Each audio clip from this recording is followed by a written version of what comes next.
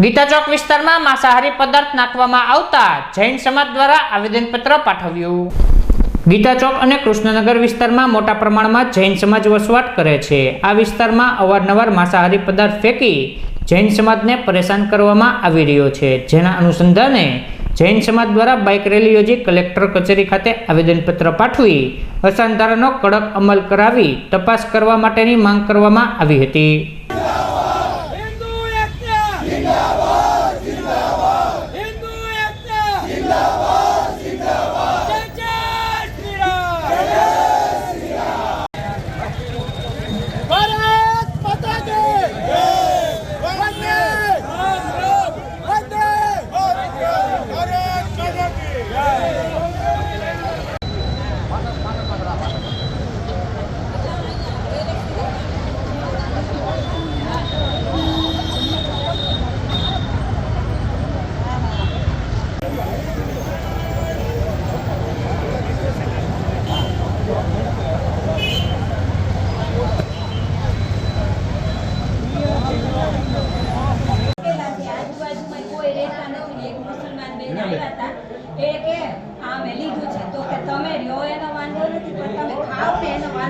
तो અમે કે ખાસું તમને ખબર નહીં પડે તો પરમાટી ખાય તો વાસ નહીં આવે ઈ પ્રોબ્લેમ કરતા સાહેબજી 7 થી 9 અમારે પ્રતિક્રમણ અને સરમાની ધાર્મિક પાઠશાળા જાય ઈ અમારી ધાર્મિક ક્રિયા છે 7 થી 9 ની અંદર।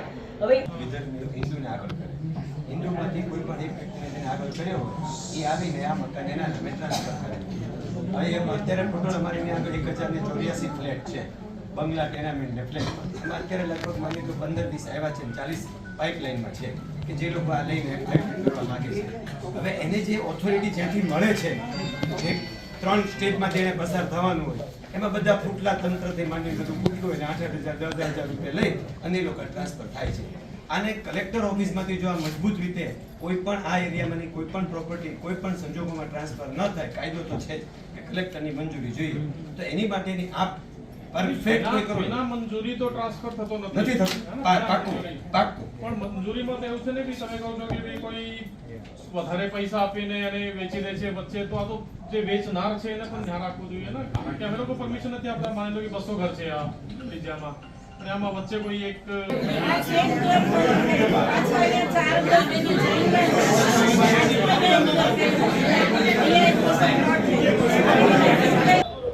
રીના શાહપુરો મેયર ભાવનગર।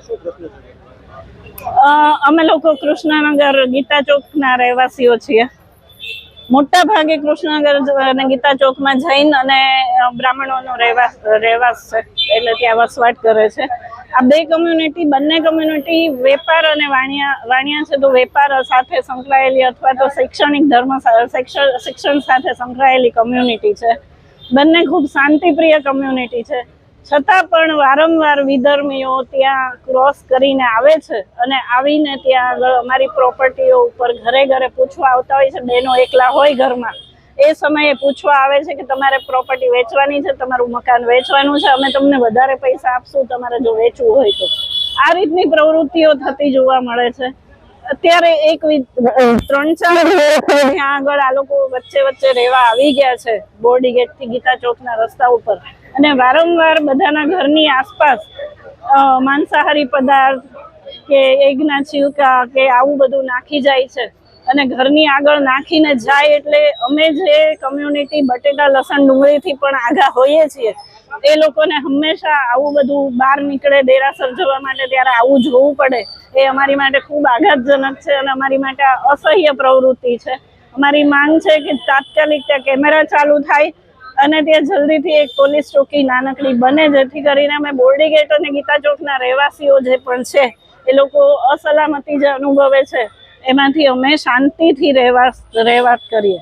અશોક ગોહિલ, હિન્દુ યુવા સંગઠનના પૂર્વ જિલ્લા અધ્યક્ષ અને સામાજિક કાર્યકર ભાવનગરની અંદર ઘણા સમયથી અસાધારણો જે ભંગ નિયમનો કરવામાં આવે છે, તેમાં જૈન વિસ્તારોની અંદર અસામાજિક તત્વો અને વિધર્મીઓ દ્વારા જે માંસ મચ્છીના ટુકડા નાખવામાં આવ્યા છે, એની ઉપર કાયદેસરની કાર્યવાહી કરવા માટે આજે કલેક્ટરશ્રીને હિન્દુ સમાજ આવી અને કલેક્ટરશ્રીને આજે રજૂઆત કરવામાં આવી છે।